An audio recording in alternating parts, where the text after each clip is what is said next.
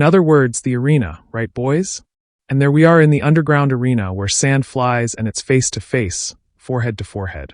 Look at that smug little grin. If there's one place he feels at home, it's right there. And now that I realize it, doesn't this dude kind of look like a male NASA from Attack on Titan? Little scarf, that black hair, like it's Mikaso. Incredible. And there they are, bro.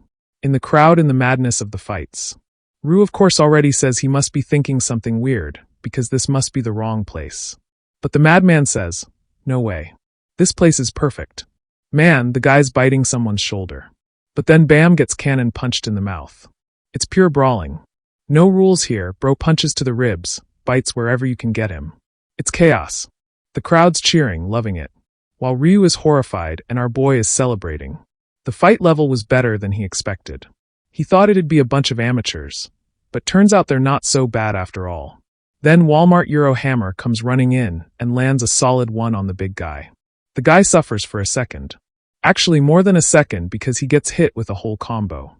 Ryu is freaked out, telling Zed to rethink Fizz. But then he notices his friend had disappeared.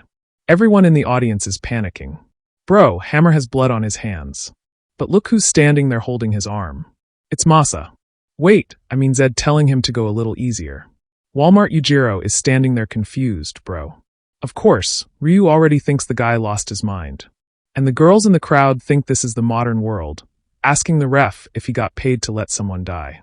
Yujiro rips his arm out of Zed's grip, asking if he's some kind of noble and if he has a death wish. But man, Zed says absolutely not. They should be able to tell just by looking. He's just some street kid. Then the crowd gets mad, telling Yujiro to beat up the brat who's interrupting the fight. Zed says that's fine. Then he'll take responsibility with a fight that'll entertain everyone. Obviously, Ryu doesn't think it's a good idea and starts going off ranting a million things in Zed's ear. But Zed tells him to calm down, saying all this friend needs to do is bet everything he has on him for this fight. Ryu doesn't want to. But Zed tells him to remember. Bro, that meat they ate was way too good. So after this fight, they're going to have another banquet. There he is face to face. The other guy says he admires the kid for being crazy in the head. At least he doesn't look scared. But then something catches his attention. The kid's stance was active. His breathing seemed steady, and he was staring at him with a killer aura. Clearly, his posture was better than anyone else he'd ever seen in that ring. Suddenly, it's Yujiro who's shaking, telling himself it's impossible he's this scared of a kid. He decides to rush in, saying, none of this makes sense. But he's immediately met with a cannon punch to the cheek. And boom, the nose faucet turns on. And Zed even plays the coach, telling the guy, you never start a fight throwing a punch behind the shoulder. He already starts throwing a combo at the poor guy who's trying to dodge, but keeps getting popped right in the jaw. Our boy explains that you always keep your arm forward. It serves both for defense and offense. Poor Yujiro is eating a full face of machine gun punches. Zinches keeps that arm forward, defense, and attack.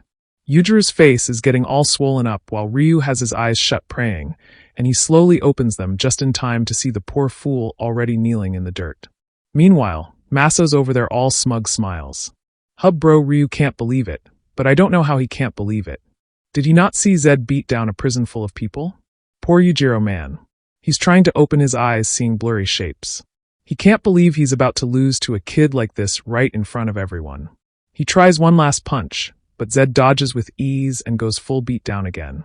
One last clean hit right in the middle of the pit, and he falls flat on his back. Our boy already turns to the ref and tells him to call the match. He won. But right bro, this is a betting house. And the guy knows if he declares Zed the winner, a lot of people are going to be mad. But he doesn't really have much choice. Euro is not getting up. So that's it. Zed's declared the winner. Obviously, the smug one says the fight wasn't even enough for a warm-up. Sometime later, with a bag of coins in hand, he asks his friend why there's only this much. In theory, it was 60 people betting against him, and only one in favor. The betting guy says the calculation is correct. He followed the exact process. Zed insists. With the amount that was bet, it should have been way more. He calls for Ryu, and just by the look on his face, it's clear he didn't bet everything on bro. Right then, someone tall approaches. Long blue hair walking up, and we can already see the storyteller's talent. Huh. Little red dress. Only problem is she's got villain face. Like no way she's going to be a friend to our boy. She's clearly going to bring nothing but trouble. She walks up saying she wants to have a little chat, but he just asks, "Who are you, man? The world's not even modern." But this one's already got filler done. Look at the size of that lower lip. She says that for him not to know who she is. This must be his first time here. She's the owner of the arena known as Hera. But Zeta already walks past her saying it's good to know, but he's not in the mood for talking. Rue is already noticing this is not going to end well, and two gigantic guys bro already block the way like a wall in front of our boy, and boldly he looks 90 degrees up and asks if everyone wants to end up on the ground. The iron-jawed dudes are all confused, thinking the kid's gone completely crazy from behind. Hera says that the warrior he defeated was brought in from the big city. He needs to understand what that means. She will let him go today, but he can be sure they'll meet again somewhere much more relaxing. Oh boy, this one's dangerous. She plays this kind of dangerous game. Run, boy. And she says she really likes very strong boys. Yikes.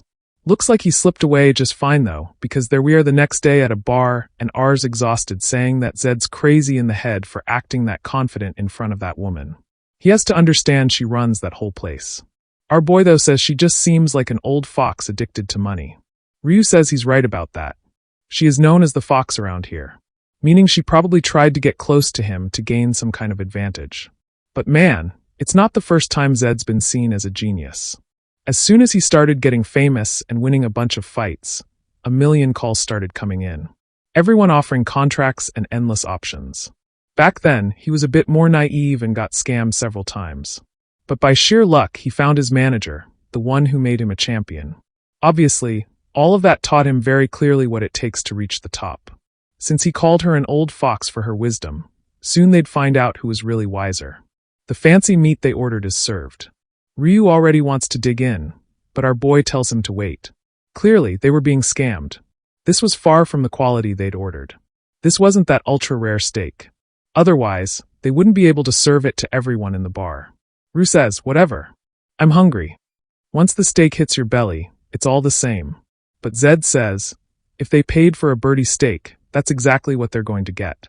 He calls over one of the waiters who immediately says if he's going to complain, he better leave because no one likes his presence there.